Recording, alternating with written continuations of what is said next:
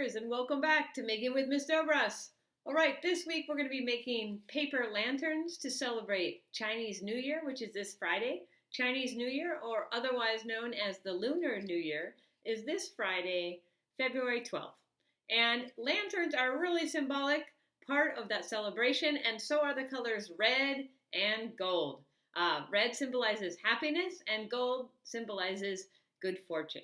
So we're going to learn how to make these cool paper lanterns to decorate, and then you can experiment with different colors or maybe even different sizes if you want, and then you can hang them up for a decoration for this Friday for Chinese New Year. All right, let's get to it. All right, the materials that you're going to need for this project, most importantly, are paper. Now you can do this project with basic white paper or recycled paper, but if you have some red and gold or red and yellow paper, that's even better because those colors are symbolic for this holiday. You also are going to need some scissors and a glue stick. And if you have smaller pieces of paper, you could use Post-its. You could try to make smaller ones too if you want to explore and get creative. But to make one just about this size, all you need is regular 8.5 by 11-inch paper. All right, let's get started. All right, to begin with, we're going to turn our paper horizontally, and we're going to cut one strip off the end. Now you don't need to measure it, but you need one strip off the end. And this is going to be for the handle on the lantern when you're done.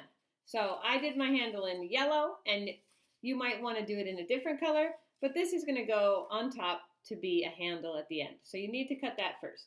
And if you forget, you can do it from a different piece of paper. All right, now we're going to take this vertically, which is the long way, and we're going to fold it in half vertically. So we're going to line up those corners right there, and we're always going to put our finger to the middle, and we're going to push out from the middle, and that's how you can get a nice clean fold. All right, and then it's open on this side, and we are going to take our scissors, and we are going to cut strips all the way, but we're going to end right before we get to the bottom. So we're not going to cut it all the way through. And then we're going to estimate about the same, and we're going to go right across. Now you can measure this out, but it really doesn't matter. They all look cool, even if they're not exactly the same. I am trying to make the width of my strips the same, but if it's a little bit off, it doesn't matter. The most important thing is you want to end at about the same spot. All right, so there we have it. I have all the strips, and you can see there's one on the end that's not the same. It's a little skinnier, and that's okay. It's no big deal. All right, we're going to open this up, okay? And as you can see, we have this cool thing.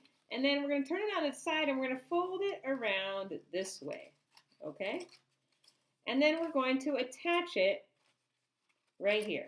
Now, I'm going to glue it, but you can also use a stapler, and staplers can sometimes be easier.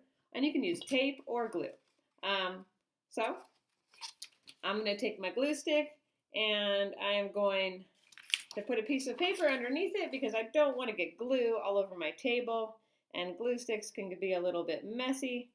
Now my glue stick has purple on it, but it always dries. This purple, it's pretty cool. It dries clear. So it's not going to dry purple. And then I'm going to flip it over, and I am going to glue this together. I'm going to match up the edges, and then I'm just gonna push it down.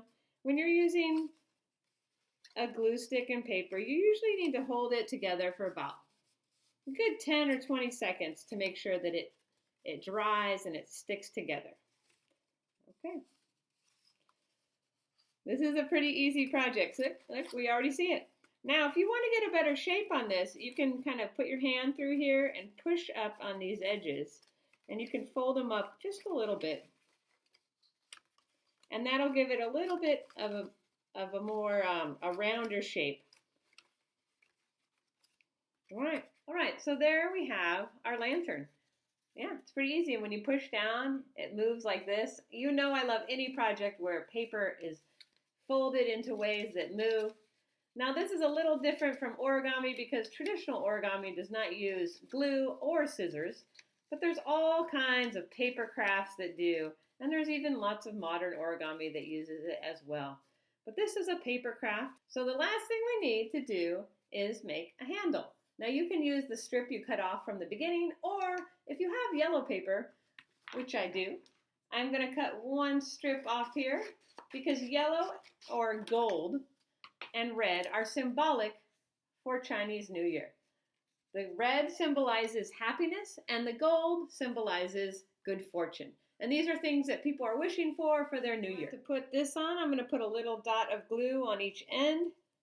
You don't need a lot. And then I'm going to hold it on. And I'm going to count to 10 or 20. As you're waiting for it to dry, this is also a time where you can use a stapler if you want. And that will make sure that your handle won't come off. So if you have a stapler, that's an easy way to connect it. Okay. All right, so you can use a stapler or you can use glue. I like glue because then you don't see the staples, but it doesn't matter. You can also use tape, okay? So here you have your hanging lantern, and you can play around with the shape if you want to get it a little rounder by folding these bottom edges down. And it can stand up or you can hang it. And you can make lots of them and hang them up.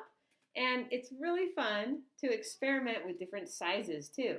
This was from a little Post-it, and this is from a regular size paper. So in true maker mindset, I hope that you explore this project and make them in all different shapes and colors, and maybe string them up to make a decoration for your house. All right, makers, here we have our paper lanterns for Chinese New Year or Lunar New Year. And if you want to learn more about the Chinese New Year, I added links to your pages in Altitude, so you can check them there and learn all about the holiday. But for now, Gung Hei Fat Choi, which means wishing you happiness and good fortune. The red is symbolic of happiness and the gold is symbolic of fortune. And I'm wishing them both for you. All right, you guys, have a great Happy New Year, and I'll see you next time.